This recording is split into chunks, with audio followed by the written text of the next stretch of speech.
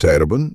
오늘은 왕 이름 외우는 날 아닙니다. 정치 싸움도 잠깐 내려놓고요. 오늘은요, 조선 사람들이 어떻게 사랑을 숨겼는지 그 썰 한번 풀어보겠습니다. 먼저 하나만 여쭤볼게요. 연애하면 안 되는 사회가 있다면 그 사회 사람들은 정말 연애를 안 했을까요? 조선은요, 생각보다 단호했습니다. 천지도 안 됐고요. 둘이서 따로 만나는 건 더더욱 안 됐습니다. 혹시라도 밤에 남녀가 마주치면 쟤는 뭐야?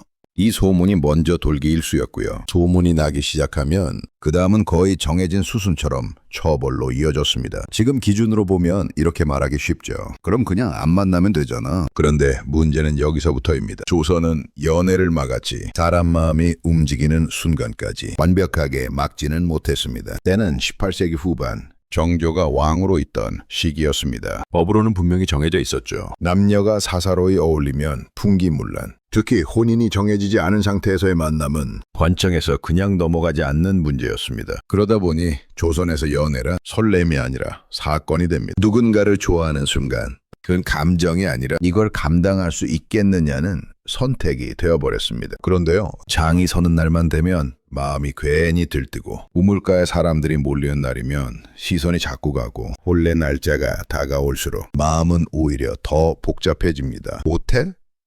당연히 없습니다. 약속 장소? 없습니다. 문자도 없고요. 카톡은 더더욱 없습니다. 그래서 질문은 딱 하나로 모입니다. 모텔 없는 시대. 조선 사람들은 도대체 어디서 사랑을 했을까요? 이제부터 한 사람 이야기를 따라가 보겠습니다. 이름은 민씨입니다. 아주 평범한 집안의 딸이고요. 그날은 정말 별일 없는 날, 그냥 장이 서는 날이었습니다. 여러분도 구독 그리고 좋아요로 함께 해주세요. 자, 시작합니다. 민씨는 장이 서는 날이면 아침부터 발걸음이 빨라졌습니다. 평소 같으면 집 대문 밖을 나서는 일도 조심스러웠는데 장이 서는 날만큼은 이야기가 달랐죠. 쌀이 떨어졌다는 말 한마디면 어머니도 고개를 끄덕일 수밖에 없었거든요. 이게 바로 조선의 틈이었습니다. 여자가 바깥에 나갈 수 있는 거의 유일한 명분, 장에 간다는 말 한마디였습니다. 때는 1792년 정조 연간이었습니다. 법으로는 분명했습니다. 남녀가 사사로이 어울리는 건 금지. 유교 윤리를 어긴다고 판단되면 풍기문란이라는 이름으로 관청에서 불러들였습니다. 연애는 선택지가 아니라 처음부터 위험 요소였던 셈이죠. 그런데 장터라는 공간은 묘했습니다. 사람이 많다 보니 눈에 띄지 않을 것 같으면서도 동시에 가장 눈에 잘 띄는 곳이었습니다. 민씨도 그걸 알고 있었습니다. 그래서 일부러 고개를 숙이고 사람들 틈에 몸을 섞었습니다. 그런데 문제는 그렇게 피하려고 할수록 더 또렷하게 보이는 게 있다는 겁니다. 우물가 근처였습니다. 장터 한가운데 있는 공동 우물, 물 기르러 나온 사람들, 구경 나온 아이들, 잠깐 쉬어가는 장꾼들이 뒤섞인 그곳에서 민씨는 그를 봤습니다. 점은 박씨. 같은 고을 사람이었고 예전부터 얼굴만 알고 지내던 사이였습니다. 말을 섞어본 적은 없었습니다. 아니, 섞을 수가 없었습니다. 조선에서 그건 이미 선을 넘은 행동이었으니까요.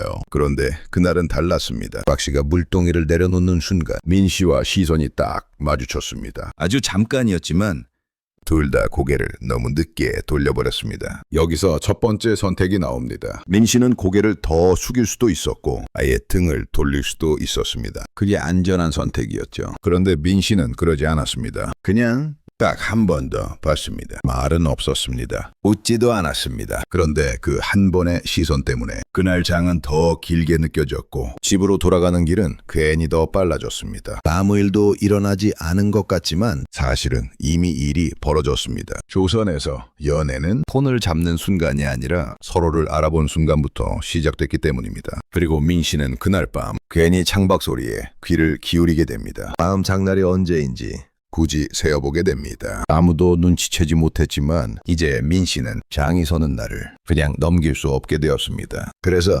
사람들은 다음 장날을 기다리게 됩니다. 다음 장날은 생각보다 빨리 돌아왔습니다. 민씨는 날짜를 세어본 적 없다고 스스로에게 말했지만 막상 장이 선다는 소리가 들리자 아침부터 마음이 괜히 분주해졌습니다. 이번에도 이유는 있었습니다. 집에 간장도 떨어졌고 배도 좀 사와야 했습니다. 명분은 충분했죠. 조선에서는요, 여자가 바깥에 나가려면 이렇게 이유가 많을수록 안전했습니다. 그런데 민 씨가 이번에 선택한 건 시간이었습니다. 지난번보다 조금 더 늦게 집을 나섰습니다. 사람이 가장 많이 몰릴 때를 노린 거죠. 사람이 많으면 안전할 것 같았거든요. 눈에 띄지 않을 거라고 생각했습니다. 그런데 이 판단이 조선에서는 꼭 맞는 선택은 아니었습니다. 1792년 당시에도 관청에서는 장터를 유심히 보았습니다. 사람이 모이는 곳은 항상 소문이 시작되는 곳이었으니까요. 실제로 정조 연간에는 장터에서 수상한 남녀를 적발해 훈계하거나 곤장을 치는 일도 있었습니다. 그냥 서 있었다는 말은 몇 명이 되지 않았습니다. 민 씨도 그걸 알고 있었습니다. 그래서 이번에는 우물가 쪽으로 가지 않으려 했습니다. 그런데 이상하죠. 사람이 많을수록 시선은 더 쉽게 마주칩니다. 박 씨는 지난번보다 먼저 와 있었습니다. 양꾼들 사이에 섞여 있었고 아무 일 없는 얼굴로 물건을 고르고 있었습니다. 아주 자연스럽게, 너무 자연스러워서 민 씨는 처음엔 못 본 척 지나치려 했습니다. 여기서 또 선택이 나옵니다. 못 본 척 지나가면 아무 일도 없었던 사람이 됩니다. 조선에서는 그게 가장 현명한 선택이었죠. 그런데 박 씨가 그 순간 물건값을 묻다가 고개를 들었습니다. 그리고 이번에는 시선이 피하지 않았습니다. 잠깐이지만 분명히 민 씨 쪽을 봤습니다. 민 씨는 발걸음을 멈췄습니다. 아주 짧게요. 그 짧은 멈춤 하나가 주변 사람들 눈에는 충분히 길게 보일 수 있는 시간이었습니다. 그때였습니다. 옆에서 장을 보던 노파 하나가 민 씨를 힐끗 봤습니다. 아주 잠깐이었지만 조선에서 저 시선은 의미가 분명했습니다. 봤다는 시선이었죠. 민 씨는 바로 고개를 돌렸습니다. 아무 일도 없다는 듯 값을 흥정하는 척을 했습니다. 박 씨도 더 이상 고개를 들지 않았습니다. 둘 다 같은 선택을 한 겁니다. 여기서는 더 하면 안 된다. 그날 두 사람은 말 한마디 하지 않았습니다. 그런데 장이 끝날 무렵 둘은 같은 생각에 도달합니다. 사람이 많은 곳은 안전하지 않다. 오히려 너무 위험하다. 그래서 다음 선택지는 자연스럽게 좁혀집니다. 사람이 덜 가는 곳, 눈이 덜 닿는 곳. 조선의 연애는 이렇게 한 단계씩 사람 많은 장소에서 사람 없는 장소로 밀려나기 시작합니다. 그리고 그 선택의 끝에는 조금 다른 공간이 기다리고 있었습니다. 장이 끝난 뒤부터였습니다. 민 씨는 일부러 장날 이야기를 꺼내지 않았습니다. 집에서도 이웃과도요. 괜히 말이 길어지면 쓸데없는 질문이 따라오기 마련이니까요. 대신 한 가지 변화가 생깁니다. 길을 다르게 걷기 시작했습니다. 늘 다니던 큰 길이 아니라 사람이 잘 안 다니는 새길을 택했습니다. 이건 민 씨만의 선택이 아니었습니다. 박 씨도 비슷했습니다. 둘은 약속을 한 적이 없었지만 이상하게도 자주 마주치게 됩니다. 아니, 마주치게 되는 곳이 점점 비슷해졌습니다. 그곳은 절 아래였습니다. 1792년 무렵 절은 애매한 공간이었습니다. 유교 사회에서 불교는 이미 중심에서 밀려난 상태였고 관청의 눈도 비교적 느슨했습니다. 사람들은 제사나 병 때문에 찾긴 했지만 일상적으로 드나드는 공간은 아니었죠. 그래서 사람들은 이렇게 생각했습니다. 여기라면 괜찮지 않을까. 그날도 그랬습니다. 민 씨는 어머니 심부름이라며 향 한 묶음을 들고 절 쪽으로 올라갔습니다. 이유는 그럴듯했습니다. 아픈 친척이 있다는 말이면 누구도 더 묻지 않았습니다. 절 아래 작은 다리 근처에서 박 씨가 먼저 서 있었습니다. 기다렸다고 말하지 않았고 민 씨도 왜 여기 왔는지 설명하지 않았습니다. 그냥 서로 봤습니다. 여기서 중요한 사건이 하나 벌어집니다. 처음으로 말을 겁니다. 아주 짧게였습니다. 오늘 절에 사람이 적네요. 이 한마디였습니다. 조선에서 남녀가 사적으로 주고받는 말, 그 자체가 이미 선을 넘은 행동이었습니다. 법으로 따지면 사사로운 교접의 시작으로 볼 수도 있는 상황이었죠. 민 씨는 바로 대답하지 않았습니다. 잠깐 망설였습니다. 그리고 고개를 끄덕였습니다. 그게 전부였습니다. 그 순간 뒤쪽에서 발소리가 들렸습니다. 둘은 동시에 말을 멈췄고 각자 다른 방향을 봤습니다. 절에 들른 노인이 그냥 지나갔을 뿐이었지만 심장은 이미 한번 크게 내려앉았습니다. 이때 두 번째 선택이 나옵니다. 여기서 그만둘 것인가 아니면 장소를 더 바꿀 것인가. 그날 이후 절 아래에서의 만남은 길어지지 않습니다. 대신 더 멀리 갑니다. 마을 외곽.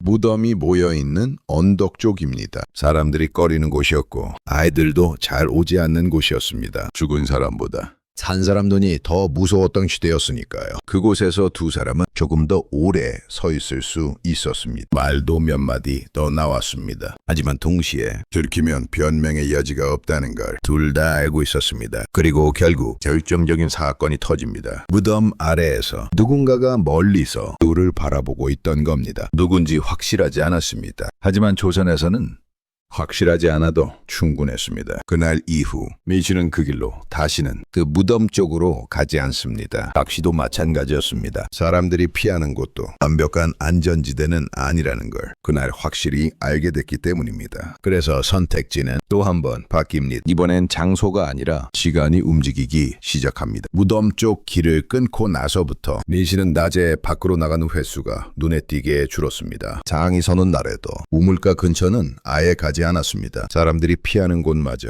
안전하지 않다는 걸 이미 몸으로 배웠으니까요. 그런데 이상하게도 만남이 완전히 끊기지는 않았습니다. 대신 방향이 바뀌었습니다. 낮에서 밤으로요.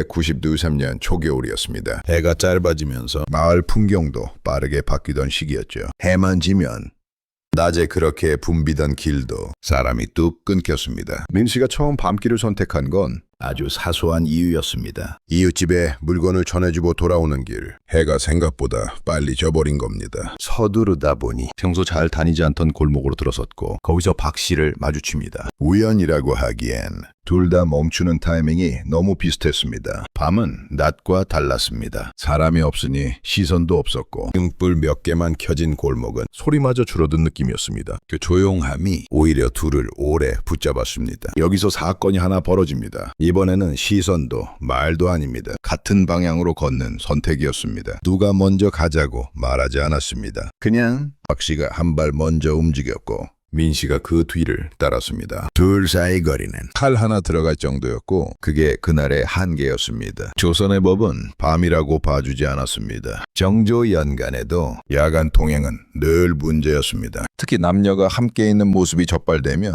우연이었다는 말은 거의 받아들여지지 않았습니다. 그걸 알고 있었기 때문에 둘은 더 빨리 걸었습니다. 말도 하지 않았고 기침 소리조차 조심했습니다. 그런데 골목 끝에서 예상치 못한 인물이 나타납니다. 순나군이었습니다. 밤마다 마을을 도는 취안을 담당하던 사람들이었죠. 그 순간 둘은 동시에 멈췄습니다. 여기서 선택은 둘 중 하나였습니다. 같이 서 있다가 들키느냐 아니면 각자 모른 척 흩어지느냐. 민 씨가 먼저 움직였습니다. 고개를 숙이고 아무 일 없는 사람처럼 방향을 틀었습니다. 박 씨도 한 박자 늦게 반대편으로 걸었습니다. 술라군은 두 사람을 번갈아 한 번씩 봤습니다. 그리고는 그냥 지나갔습니다. 아무 일도 없었던 것처럼 보였지만 사실은 달랐습니다. 그날 이후 밤길은 더 이상 가능성이 아니라 마지막 카드가 되어버렸습니다. 밤은 조용했지만 들키면 끝이었습니다. 몇 명도 빠져나갈 틈도 없었습니다. 그래서 두 사람은 이렇게 생각하게 됩니다. 계속 이렇게 숨을 것인가 아니면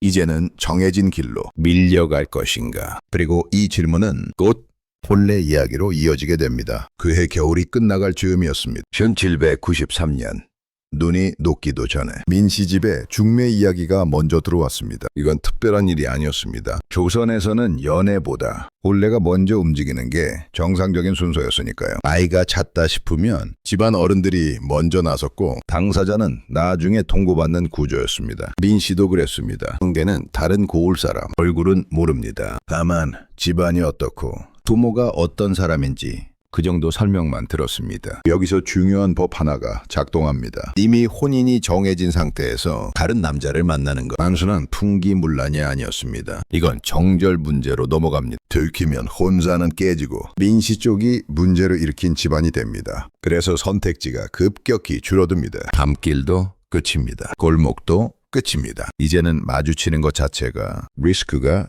되어버립니다. 박 씨도 그 소식을 들었습니다. 오울이 크지 않았거든요. 민 씨 집에서 혼례 준비를 시작했다는 말은 순식간에 퍼졌습니다. 여기서 사건이 하나 벌어집니다. 마지막으로 딱 한 번 마주칩니다. 장도 아니고 밤도 아닙니다. 낮입니다. 그것도 일부러 피하던 시간대였습니다. 마을 어귀 사람들이 잘 안 서는 느티나무 아래였습니다. 누가 먼저 왔는지는 중요하지 않았습니다. 다만 둘 다 오늘이 마지막일 수 있다는 건 알고 있었습니다. 이번에는 침묵이 길었습니다. 말을 하면 번이 넘어갈 것 같았고 말을 안 하면 이대로 끝날 것 같았습니다. 박 씨가 먼저 입을 열었습니다. 원래가 정해졌다고 들었습니다. 민 씨는 고개만 끄덕였습니다. 부정하지도 설명하지도 않았습니다. 그의 조선에서 여자가 할 수 있는 최대한의 대답이었습니다. 여기서 마지막 선택이 나옵니다. 붙잡을 것인가 아니면 놓을 것인가. 도망가자는 말도 없었고 기다리겠다는 말도 없었습니다. 그런 말은 조선에서는 말이 아니라 사건이 되니까요. 결국 민 씨가 한 선택은 이것이었습니다. 아무 말도 하지 않는 것. 혹시도 더 묻지 않았습니다. 둘은 그 자리에서 아무 일 없었다는 듯 각자 다른 방향으로 걸어갔습니다. 그리고 그날 이후 둘은 다시는 마주치지 않습니다. 원래 날짜는 정해졌고 민 씨의 삶은 이제 빠르게 다음 단계로 밀려갑니다. 가마가 준비되고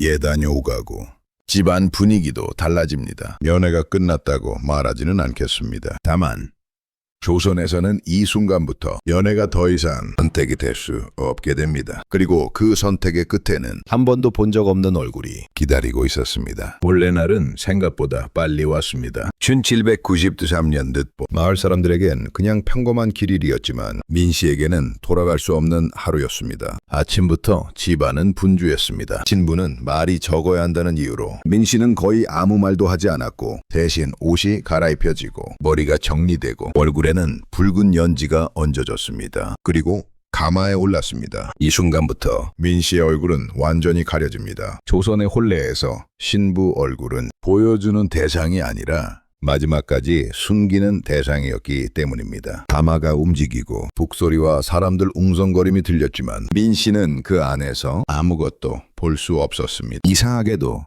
그동안 몰래 마주쳤던 얼굴들은 다 또렷이 떠오르는데 정작 오늘 만나야 할 얼굴은 전혀 상상이 되지 않았습니다. 초래청에 도착해도 상황은 비슷했습니다. 절차는 정해져 있었고 인사는 형식이었으며 두 사람 사이에 오가는 말은 거의 없었습니다. 신랑 역시 신부 얼굴을 보지 못한 채 의식을 끝냈습니다. 그리고 밤이 됩니다. 사람들이 하나 둘 빠져나가고 신방으로 불리는 방에 둘만 남게 되는 순간 그제서야 가려졌던 얼굴이 드러납니다. 이때가 처음입니다. 민 씨는 오늘 남편이 된 사람의 얼굴을 이제서야 봅니다. 상대도 마찬가지입니다. 오늘 아침까지 서로 존재만 알고 있던 두 사람이 이제는 부부가 되어 마주 앉아 있습니다. 어색함은 말로 표현되지 않았습니다. 침묵이 길었고 어디를 봐야 할지도 애매했습니다. 이 상황에서 서로를 알아가는 시간은 주어지지 않습니다. 조선의 결혼은 적응이 아니라 시작을 강요받는 구조였으니까요. 아이러니하게도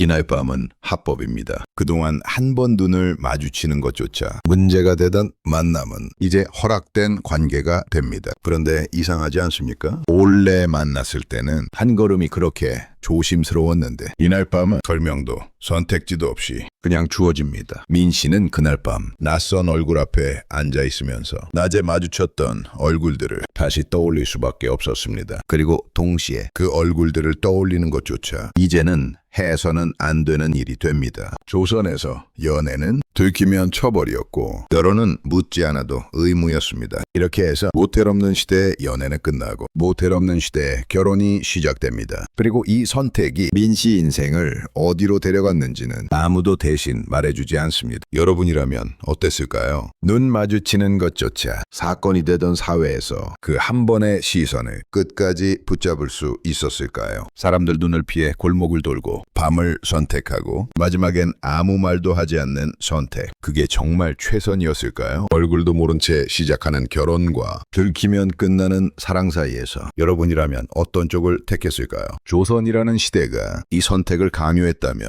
그 안에서 다른 길은 정말 없었을까요? 모텔 없는 시대.